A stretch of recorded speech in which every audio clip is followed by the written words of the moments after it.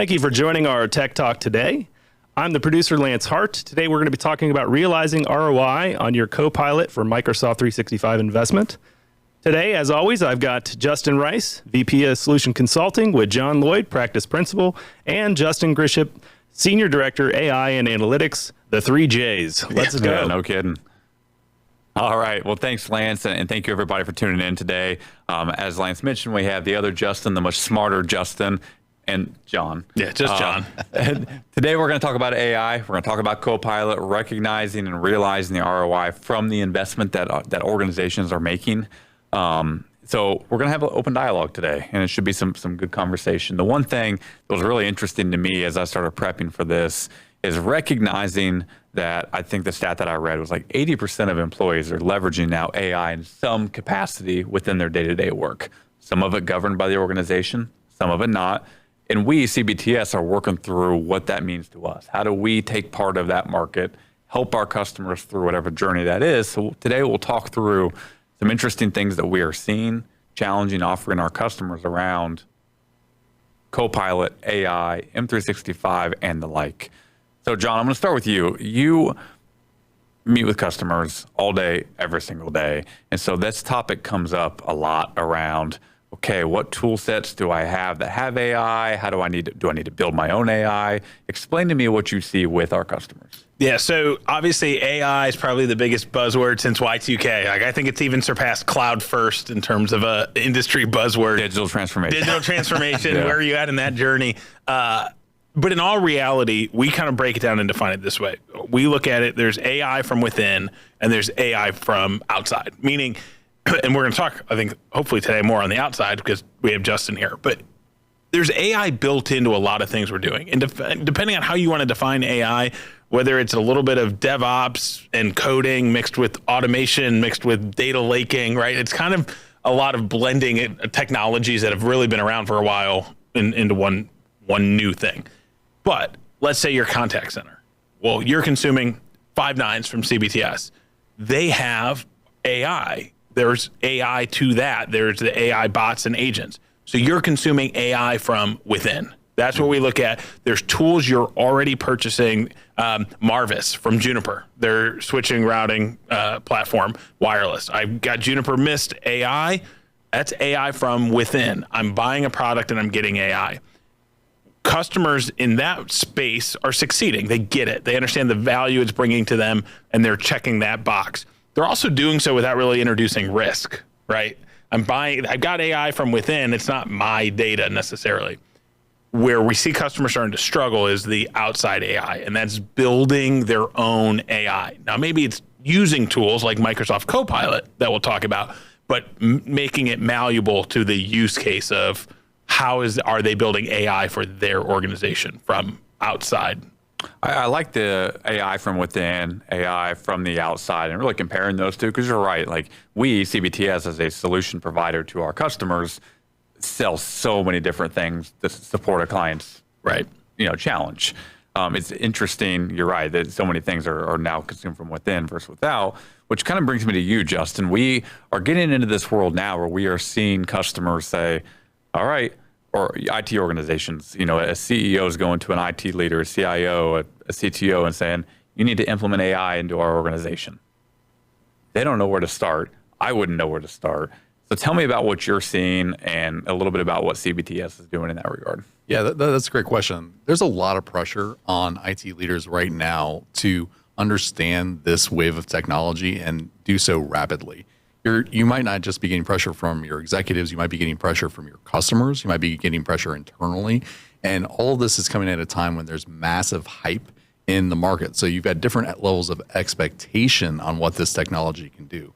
And so what we're seeing is organizations who are actively adopting AI and growing their AI capabilities are doing so by grounding what they are attempting to accomplish with meaningful use cases. And if you listen to experts in the space like NVIDIA, this is really the approach that they recommend too. It's you really want to be targeted in what you're going after, and you want to be really thoughtful in your approach as you start to step into this technology. And you can do that with by setting up an AI policy if you don't have one. We talked a little bit earlier about employees going out to third-party tools. You really need a posture internally so that you can build that groundwork and begin building up the frameworks to adopt the technology and enhance it into your core competencies.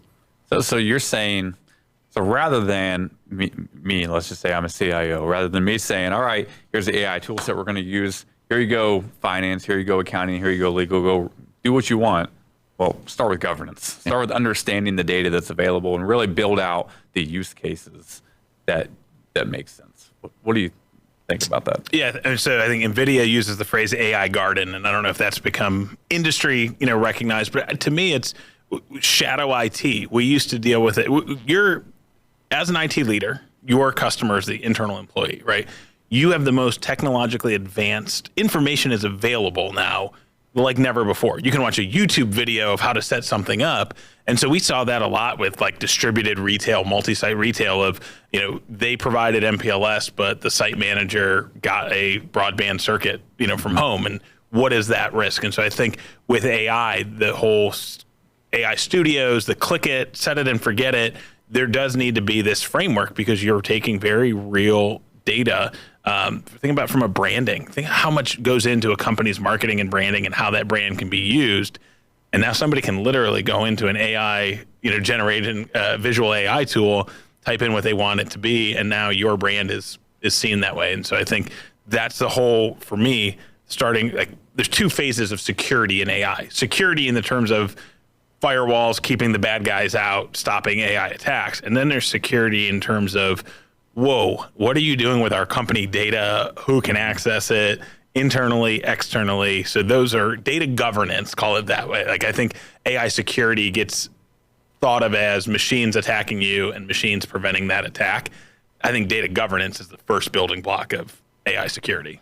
Absolutely. And starting with that in mind is really important too. You don't want to, security first is really a solid posture when moving into this space, because it's never been easier to share sensitive information innocently if you're an employee, right, with tools. And depending what tools you're adopting, whether that's tools you've adopted as an enterprise or perhaps tools that your employees might be leveraging without your knowledge, if you don't have a perimeter around that and an understanding and a policy to address that, you can very easily share very sensitive corporate information with a third party you may not necessarily want to, and where all of a sudden your hard-fought data, which is your competitive advantage, becomes somebody else's.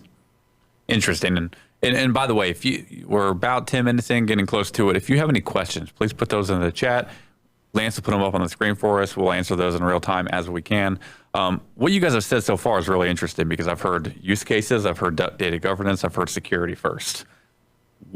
What that leads me to believe is if I'm a Microsoft shop and I'm evaluating AI, I shouldn't just go and buy Copilot licenses. I need to be more thoughtful about my approach to implementing AI, because I think what I'm getting at, or what I'm hearing from you guys, is there's a right way to do it and a wrong way to do it. And if you don't focus on use cases, data governance stuff, that stuff first, you're probably going to get yourself in trouble. And more than that, I want Justin to talk about what his team's doing, because it's really cool what we're doing around those workshops and things like that. I've started to see, and I equate this to whatever the hot new toy is at Christmas time, and everybody, the Tickle Me Elmos years ago, or I want it. And that's what's happening internally. I want it. And it's $30 a month per user, although we'll talk about a promotion that CBTS is bringing to the market right now. But I want it. And then it gets thrown in the closet with all the other toys, right? And we've all been there. Your kids want this. You wait in line at the store. You get the hot item. You overpay for it. And it's awesome for a day. And then nothing happens with it. And you're like, man, that was a ton of money and a ton of work and a ton of effort. And now it's not getting utilized. And so that's probably the thing I see the most is either organizations, I might meet with a sales or marketing leader and they say, man, our organization won't give it to us. We need these tools. Or I'll meet with an organization who says, we bought it times 2,000 employees, $30 a month. Nobody's using it. What are we doing with it? And I think, so Justin, I'd love to have you kind of explain what is it your team has built, because I think that's been a huge benefit to our customer. Yeah, but before you get there, actually, let's kind of ground ourselves on that whole idea, like a novelty toy concept. Let's make these tools not a novelty toy. And I think that's what you guys are kind of doing is, I want to, you're building out a practice such that the toy never becomes put in the closet. It's something that's utilized every single day. It's a video game console, right? They play it all day, every day. Yeah, I mean, I still play Nintendo. So tell me about what you guys are doing. Yeah, that's great. And I'm excited too, because I think it's really important for enterprises to get on a practical roadmap for AI. And part of that is AI readiness and getting your organization geared to adopt the technology. And as you're saying, the hard part about this technology is that there is no clear-cut, easy, one-size-fits-all answer for everybody. In fact, sometimes the creativity of your use cases is what's going to drive the success of the adoption inside of your organization. So Microsoft will tell you that if you just turn on a license for Copilot, the chances are you will get a little bit of adoption at first, and it is going to just drop off, right? And that's what we see consistently. The alternative is what we're trying to address with our workshops. It's getting your teams in a room, working through the problems that they face on a day-to-day basis, looking for areas of opportunity and efficiency. And once you go through the use cases and the technology through the lens of the use cases, you can start to see, like, I can eliminate this manual workload that I've been performing for years just by leveraging Copilot. Mm-hmm. And that's where people start to get excited. If you can solve the pain for your team and what they're facing on a day-to-day basis, they'll really engage around the technology. And if you're not performing like the types of workshops that we're doing now at CBTS, what you stand is the risk that people won't adopt the technology. Once they get it, once they really latch on, you see adoption grow significantly. And that's a story that's not just consistent with our customers. That's a story that Microsoft is seeing across its usage statistics. Yeah, interesting. Any thoughts there? I think like what Justin hit on, we were talking about this a little bit before we went live. The way I use Copilot is completely different than the way you use it, which I'm guarantee you is way different than the way that Justin uses it, especially with Studio and all the stuff his team's doing. And I think we've got a center of excellence here, and it's about sharing that feedback. How you use it, I'm like, oh, that's interesting. I never thought to do it that way. Here's how I'm using it, and kind of creating not just the workshops, but after CBTS walks out the door and everybody's been empowered and everybody's got it now and we're all excited, how to keep that momentum and not, all right, it's been a month and I'm using it for basically a note taker inside of my Teams calls. Yeah. Like, okay, but it can do a lot more, kind of creating that platform, but continuing to foster prompt of the day or prompt of the week. I think Microsoft employees have to every day use Copilot in some new way and share what that was. And I think that's really important to understand how, because again, it's $30 a month, whether you use it to summarize your email or to do nothing or to completely change your productivity. So why not make the most of it? Yeah. Go ahead. So I was just going to say, like, the good news is the ROI is there. Right. So, if you've got a $70,000 a year employee and they save an hour of time a year, you just hit your ROI. So you've already gotten your return on investment. The real question is going to become, are you maximizing that ROI? And that's where working through those use cases, building out your AI roadmap is really important, because if you can adopt and continue to adopt and compound, like you're saying, John, then that's where you really start to see those compounded gains and you get your organization into a posture to adopt even more AI technology, which is going to be increasingly important. Yeah, for me, like the use case thing and getting that ROI, like for me, like one of my tracks of problems that I have to solve every single week is like executive escalations. So I get escalations on a variety of different things, whether that's internal, whether it's external with customers, that need some level of attention. And oftentimes that comes through emails, that comes through spreadsheets. But one of my use cases is, how do I streamline that process? So at the end of every week, hey, recap my escalations this week and tell me, prioritize what needs follow up next week. Great, that's a use case that now I solve, and I save a ton of time by doing it. I think that maximizes ROI. So it could be that granular when you talk about how do that $30 per month user investment, whatever that is. Actually, John, I'm going to shift gears to you. One time you told me how you talked to a customer about that investment. Yeah. About something along the lines of, if I told you could make an employee 15% more productive, would you, I don't know, walk through me. Yeah, so here's the thing. Let's say you got, 1,000 employees, and I come to you and go, hey, you want to spend $30,000 a month. Everybody's gripping their chair and the answer is, of course not. Reframe it. If you're a business leader and you're joining us, one, thank you for the time. But two, think about if any employee in your organization, any employee came to you and said, I'm leaving if I don't get a 25-cent an hour raise. Because that's what $30 a month works out to. The cost to hire a new employee, the cost to onboard them, the cost to train them, the lost productivity of the tribal knowledge of the person who's been there 5 years. There is not an employee that you would, unless you were already trying to manage them out of the business, but there's not an employee that you wouldn't give a 25-cent an hour raise to not have to backfill that position. So now what if I told you, okay, well, not only would you pay the 25 cents an hour to not let the person walk out the door, but you're going to get a better employee now as the flip side. They're going to be more productive, or maybe eventually you can start to not have to backfill a role when somebody does leave voluntarily or retire, things like that.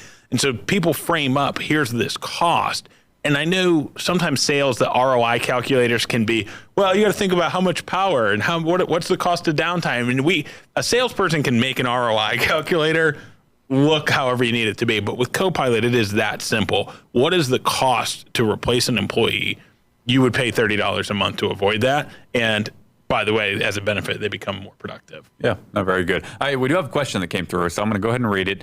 What is the new CBTS /OnX AI Accelerator, and how is that supposed to help my Copilot ROI? So what this question is referring to is CBTS just launched something called the AI Accelerator. So Justin, why don't you explain what that is and really how it's going to help our customer with their ROI? Yeah, great. I'm excited to talk about this one. So our AI Accelerator is really about getting your organization into a readiness state to adopt AI at the enterprise level. And we're leading that effort with Microsoft Copilot and the workshops that we've been talking about. Our focus and effort is getting our customers ready for this next wave by identifying the most valuable use cases to their organization that can quickly turn around an ROI for them. And we're seeing this kind of across the board, that there's immediate low-hanging fruit for organizations, and getting employees trained into this technology and onto a roadmap where they're comfortable with the next couple of years and where this technology is heading is a key focus for CBTS. Okay, very good. We do have another question that came through. It says, how do you best set expectations of what AI really is? I think there are a lot of expectations of Hollywood AI. I love that. Yeah. Versus what Copilot really is. For instance, I asked Copilot to unflag all of my archived flagged emails. It doesn't. It's not what it does. I think Hollywood AI versus what Copilot can actually do, that's a real thing to consider. I think, I look at when I started using Copilot, I was like the fawn that was just born that could barely walk and was kind of stumbling and bumping into things and not really, I wasn't moving swiftly using the tool set, right? Now I feel like I'm a pretty advanced user and I'm able to move a lot more swiftly, and it's really grounding yourself on what that tool can actually do. John, what do you think about this? So Hollywood AI is great in the sense of like a robot. At some point when Elon Musk has robots, like I'll have one doing my dishes, that's probably not going to be in the office, in the workplace, right? There's a lot of different lenses, back to what Justin said, like how do you want to use it?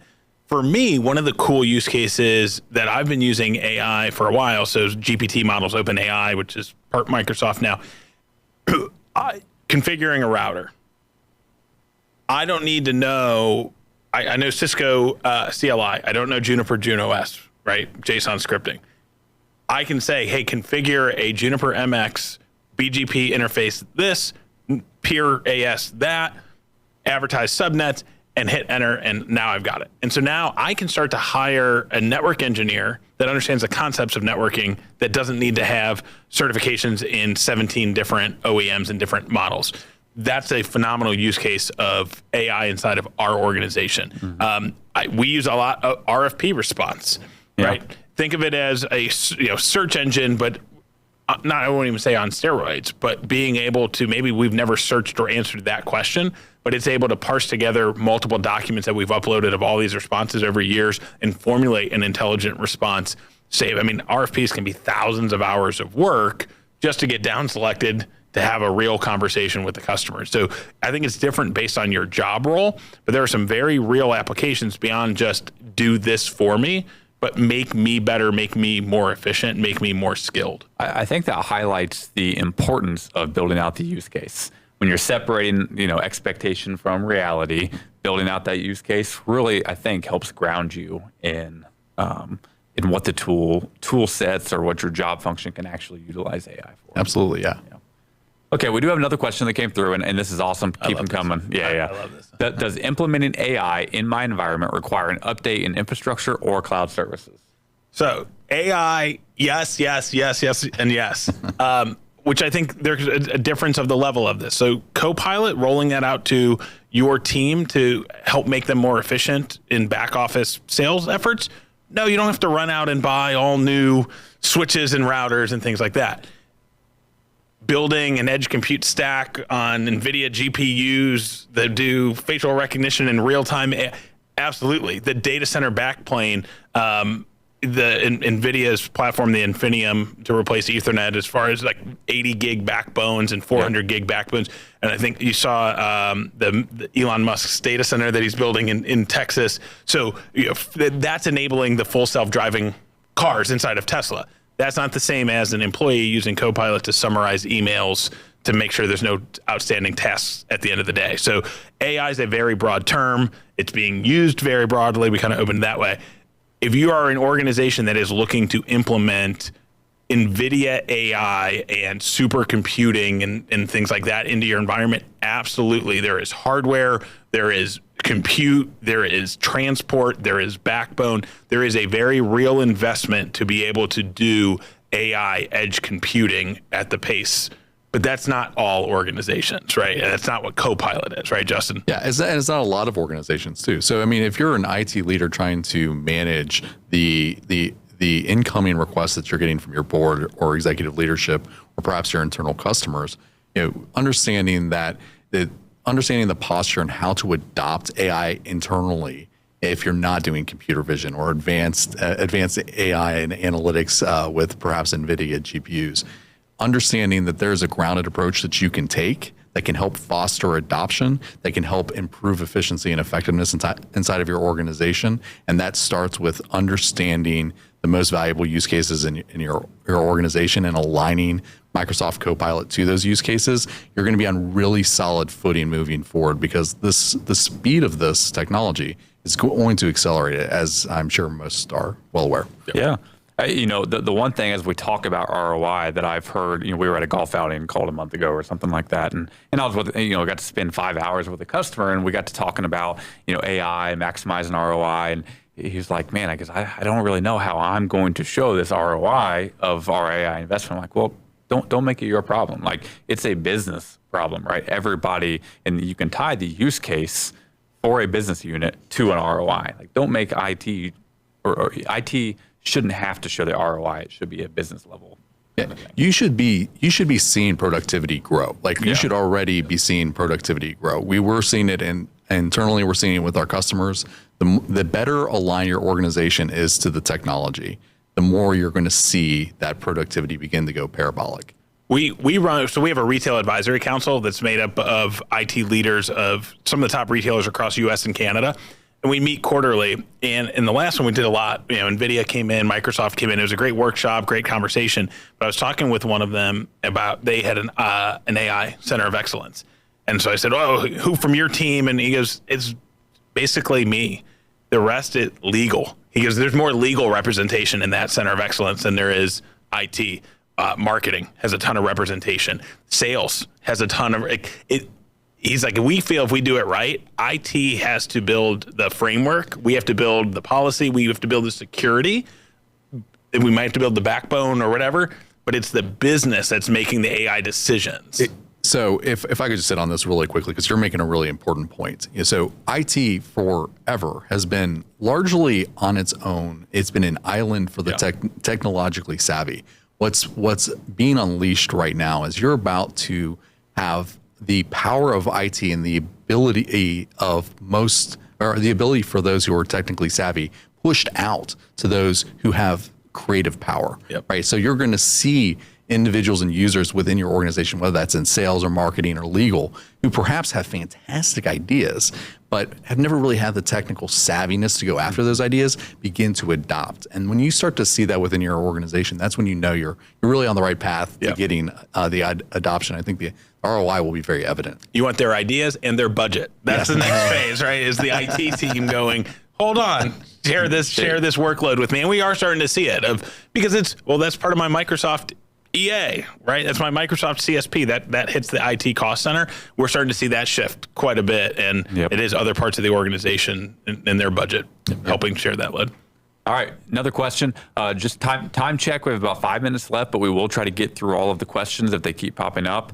This question is a really good one. There is such a shift in mindset required to even think about use cases for Copilot. My organization is having trouble coming up with those use cases. Any advice on how to get past this limited thinking? Well, I'm going to take a stab at answering it first. This is exactly what the AI Accelerator is, right? So I think we're all on this journey together. Us, our customers are all embarking on this thing together. The benefit that we have is we see a lot of customers, and it helps us gather a lot of experience in building use cases across multiple industries.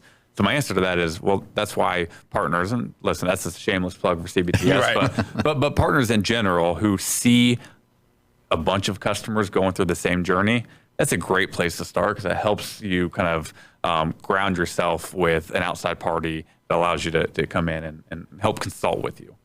Oh, I think too, like aside from the shameless plug, because what Justin and his team's built is incredible, and we are helping that accelerator. I mean, it's such a great product name because it really is what it is, and we used it internally, and we saw great success. But I always tell customers in this situation, after you go through our accelerator, I talked about kind of keeping your foot on the gas, create champions. If you have a sales team, if you run a sales team and somebody crafted a great email, cold email that got a response from a hot new lead, you would share that out to the whole team and go, look at this email. Look at the way that they engaged. They kept it short and sweet, and this person responded. That same energy should exist around Copilot use cases and prompts. And hey, what are we doing to be successful? When you use Copilot in a way that has impacted you significantly, positively, share that out to the team. And so I think that's another great way as the accelerator helps you come up with these use cases. We're going to give you the keys at some point and walk away. And those prompts, those use cases are going to build on themselves. Share that out, put a spotlight on it, put a program around it, a contest around it, a champion around it. Love the idea of champions, the center of excellence. I mean, those are really good practices to get behind as an organization. All right, we are wrapping up on time. Lance, do we have any other questions coming through? Looks like we might have another one coming, so bear with me here. All right. What size organizations are you seeing show interest in the AI Accelerator offering CBTS is rolled out? I would imagine there is a minimum size. Justin, I'll start with you. Yeah, so that's a great question. And actually, as we're implementing the AI Accelerator, we're working with organizations that are very, very large, as well as smaller organizations. In fact, part of the AI Accelerator is focused on even departments. So we can work with groups that are very small in order to begin the POC and rollout of this into the larger organization. And in some cases, we're even seeing that work very, very well. So I would say that there really isn't a minimum size that as we've seen it. We've got very small departments to very, very large departments who are engaging with us to help build out that AI roadmap. Yeah, no, that makes sense. And you know, John, you always say when we're out in front of customers, hey, sometimes it's about getting skin knees. Yeah. And we're going to get skin knees together sometimes. And sometimes that does mean let's start with the department within an organization. Let's start small and let's work through this together and then expand as it makes sense. And I think that's a key thing about the sizing of the opportunities we run into. Yep. All right, so we are about at time here. It doesn't look like we have any other questions. Justin, thank you for being the guest today. John, as always, thank you for joining. And until next time, thanks, Lance, for producing, and we'll talk soon.